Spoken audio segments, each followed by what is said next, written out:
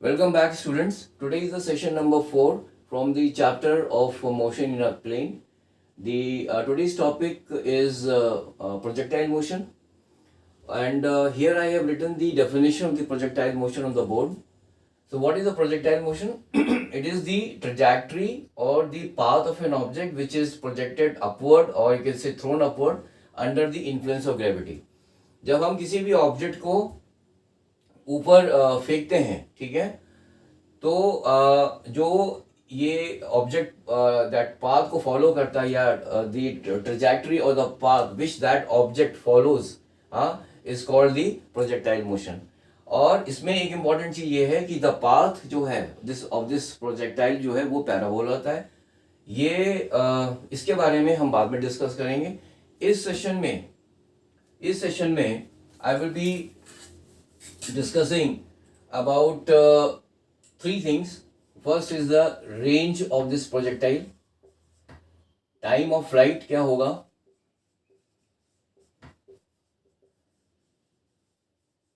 and what will be the maximum height attained by that object. ठीक है, ये तीन नहीं तीन, and there's one more, that is the time taken to reach the maximum height. Time taken to reach the maximum height.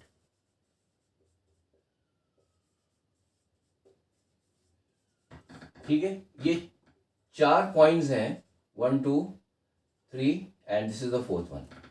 So these are the 4 points which we will touch in this session. Or so let's start with this diagram which I have made here on the board. इसमें मैंने एक projectile, एक object को I have projected this object which is making an angle theta with this horizontal. ठीक है, इसकी initial velocity जो है वो u है, that is it is projected with a velocity u, and this object is making an angle theta with the horizontal.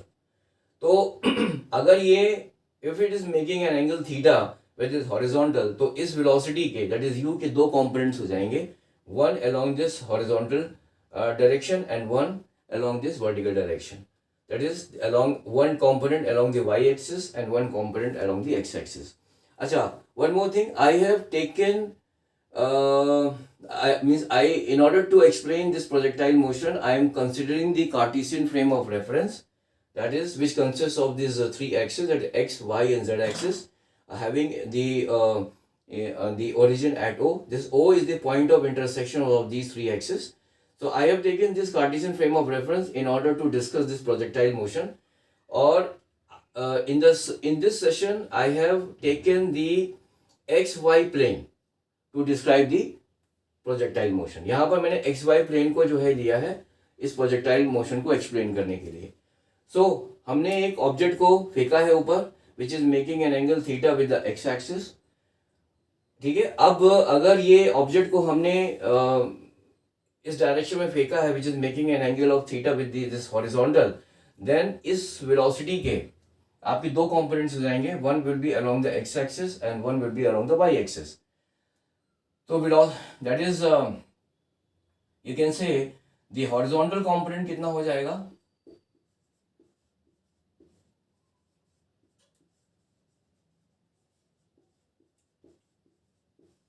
Horizontal component हो जाएगा आपका u cos थीटा. ठीक है, वो ये है दिस वन, ये हो गया u cos थीटा. और वर्टिकल कंपोनेंट आपका ये है. ठीक है, यहां पे मैं लिख देता हूं u sin थीटा. इस डायरेक्शन में आपका हो गया u sin थीटा. अब इस प्रोजेक्टाइल मोशन में जो सबसे इंपॉर्टेंट बात जो है वो आपको जो यहाँ पे याद रखनी है वो ये है कि ये हॉरिजॉन्टल कंपोनेंट जो है ना, ये it remains constant throughout the flight.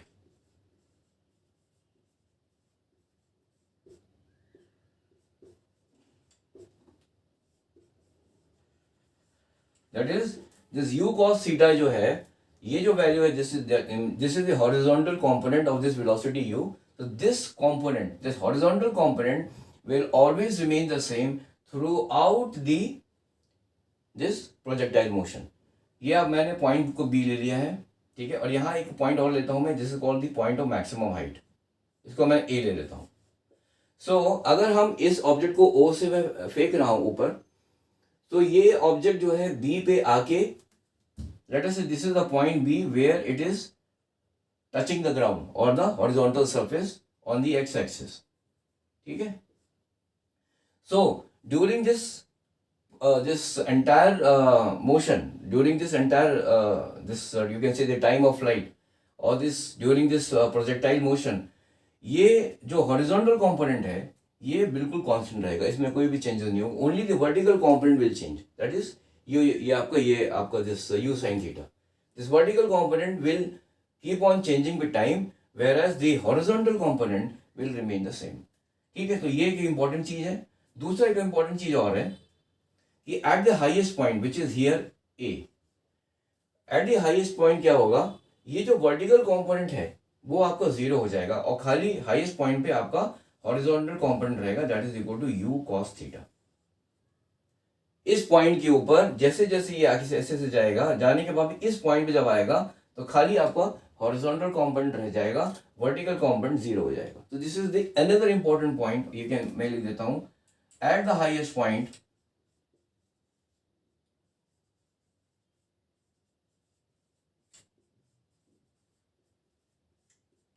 vertical component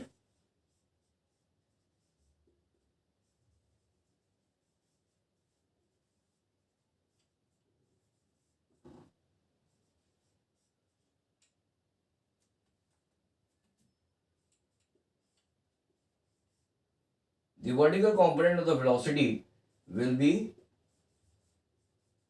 equal to zero. यहाँ पे वर्टिकल कंपोनेंट जो है वो आपका जीरो हो जाएगा, ठीक है, eight the highest point.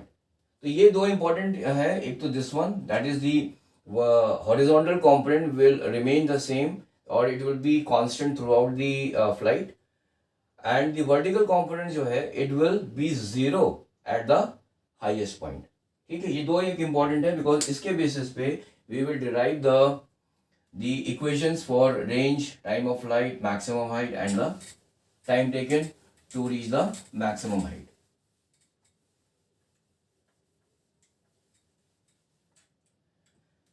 So अभी maximum height यहाँ पर है, this is the point A which is I have just denoted this point A. This is the point A where this object has attained the maximum height. maximum height के मतलब ये हुआ कि इस point के बाद में ये ऑब्जेक्ट तो अभी यहाँ से गया ऊपर जा रहा है, बट यहाँ से जो है it will start going downward, ठीक है ना. ये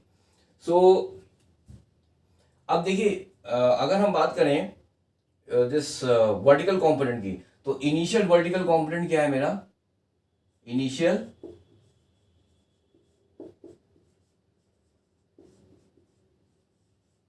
वर्टिकल कंपोनेंट क्या है,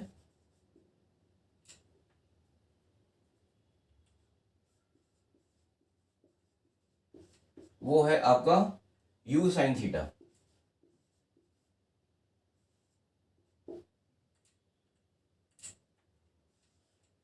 ठीक है. और eight the highest point, eight the highest point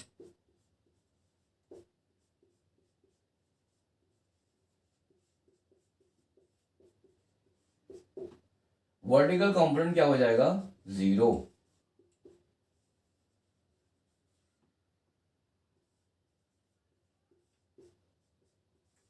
At the highest point, vertical component zero हो गया.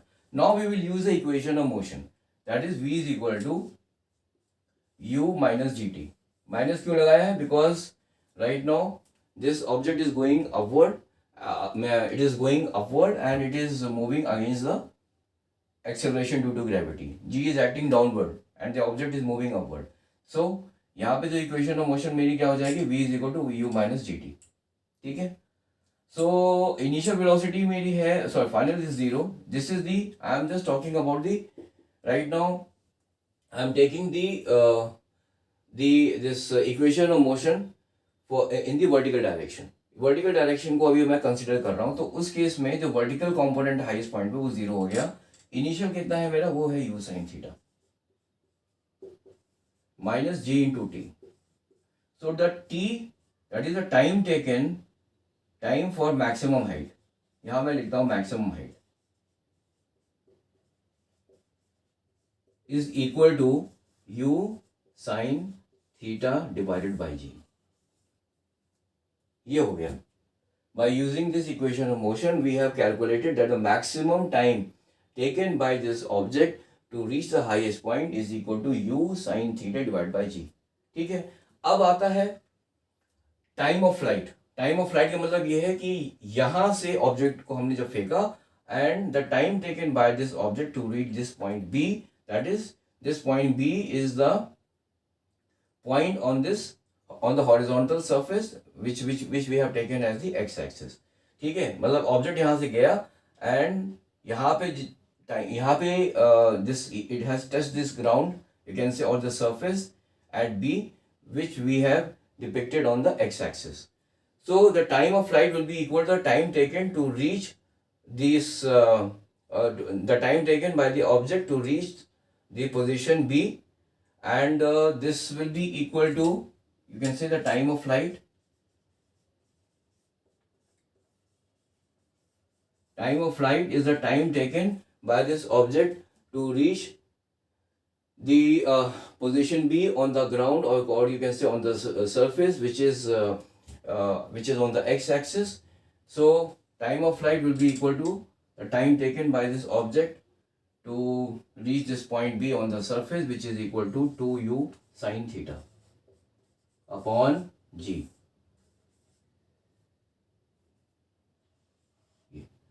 2u क्यों लगाया मैंने? See this is a parabola. ठीक है, यहां से लेकर यहां, तो ये पैराबोला में क्या है, because of this symmetry of this parabola, मतलब ये आप देखेंगे यहां से ऑब्जेक्ट को हमने फेंका है, so it has followed a parabolic path, ये मैक्सिमम हाइट है। ठीक है, सो the time taken to reach this point A, that is maximum height, is equal to it is equal to u sin theta by g। so the time taken to reach this point B, that is on the surface or the ground, which on this x-axis, will be just double of the time taken by this object to reach the maximum height। because why? because of this symmetry of this parabolic path। ठीक है, because of the symmetry of this parabolic path, the time taken by this object to reach this point B will be equal to 2u sin theta upon g, or you can say the time of flight will be equal to 2u sin theta by g। maximum the time taken to reach the maximum height is equal to u sin theta by g। ये दो फॉर्मूले हमारे हो गए। अब हमको निकालना है रेंज। ये दो फॉर्मूले हैं, इनको मैं यहां पर लिख लेता हूं।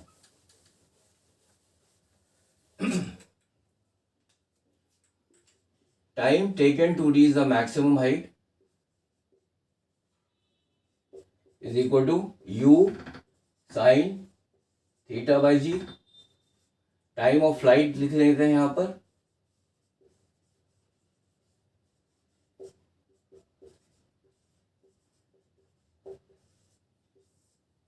ये हो गया, टाइम ऑफ फ्लाइट हो गया। दो चीजें आपको हमने यहां पर निकाल लिया है। अब हमको रेंज निकालना है और एक चीज और निकालना है, that is the maximum height attained bye this object. तो रेंज क्या है? रेंज जैसे मैंने आपको बताया कि range is the this this you can say it is equal to the this horizontal velocity multiplied by the time taken by this object to reach this point B on the ground or the surface। ठीक है, so basically ये क्या है, this is the displacement of this object from this point O to the point B। ठीक है, तो that is equal to what, u cos theta। This is the velocity in the horizontal direction into the time of flight। time of flight मेरा क्या हुआ, 2u sin theta upon g। ये range हो जाएगा। हम इसको लिखेंगे u स्क्वायर कर देंगे, फिर आएगा 2 sin theta cos theta। Now 2 sin theta cos theta is equal to sin 2 theta divided by g. तो ये मेरा रेंज आ गया. So this is the range, or you can say this is the the displacement of this object from this point O, from where it was thrown, to the point B where it has touched the ground. So ये जो distance है आपकी, or you can say this is the displacement. So this is OB is basically the range. This is the range of this object. तो ये range हमारी हो गई u square sine 2 theta by g. ठीक है, ये हो गया. अब आता है रेंज के बाद में आता मैक्सिमम हाइट. मैक्सिमम हाइट में मैंने आपको बताया था कि जो वर्टिकल कंपोनेंट है वेलोसिटी का वो जीरो हो जाएगा. इनिशियल आपको पता है, इनिशियल जो है vertical initial vertical component is आपका u साइन थीटा. तो अगर हम एक और इक्वेशन ऑफ मोशन है जो कि which is given by v square is equal to u square minus 2gs. ठीक है, माइनस में क्यों ले रहा हूं? Because right now this object is going upward and g क्या है? g is acting downward. ठीक है ना. So since we are moving upward against this gravity, therefore I am just putting this sign, I am just writing as u square minus 2gs. अगर if the object is coming downward, ठीक है, अगर हम कोई object को ऊपर से फेंक रहे हैं and it is coming in the downward direction, उस केस में आपका ये जो है आपका g जो है वो पॉजिटिव हो जाएगा. दैट इज यहाँ पे हम लिखेंगे प्लस हो जाएगा if the object is coming downward. But if we are going upward then v square will be equal to v square is equal to u square minus 2gs. If we are coming downward then it will be plus. So since we are going upward, so the equation of motion will be equal to v square is equal to u square minus 2gs. Initial velocity हमको पता है, final is 0. Initial कितनी है? u sin theta. Initial vertical component. So ये हो जाएगा u square sin square theta minus 2gs. और s क्या है? This is the, ये है, this is the, ये a b इसको मैं c ले लेता हूँ. s is the maximum height attained by that object. So s क्या हो जाएगा? s will be equal to u square sin square theta upon 2g.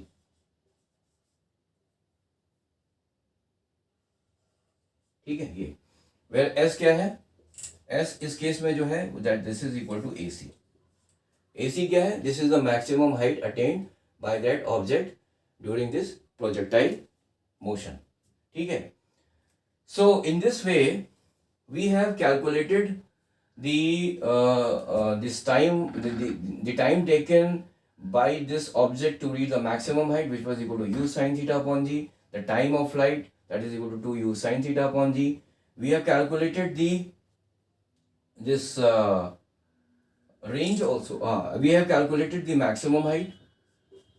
Maximum height हमारी कितनी है? Maximum height is equal to u square sin square theta upon 2g. ठीक है, और एक चीज हमने और निकाली थी, that is range. ठीक है, रेंज हमने कितना निकाला था? r was range is equal to u square था sin 2 theta upon g. ठीक है, तो ये चार फॉर्मूलेज जो हैं वो आज हमने डिराइव किए हैं. That is what will be the range of this projectile motion, what will be the maximum height attained by that object during this projectile motion, what will be the time of the flight and the time taken to reach the maximum height. So these are the 4 important formulas which I just wanted to discuss in this session. ठीक है, in the next session we will be doing a couple of questions based on this topic, and we will be trying to solve some numerical problems which are normally asked in the board examination. ठीक है, तो और जो भी हम questions करेंगे अगले session में वो we will try to find basically these four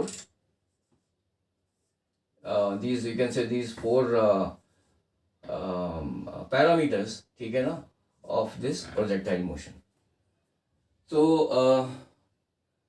so this is all I have for this session, and I hope you have understood what I have tried to convey through this lecture, and probably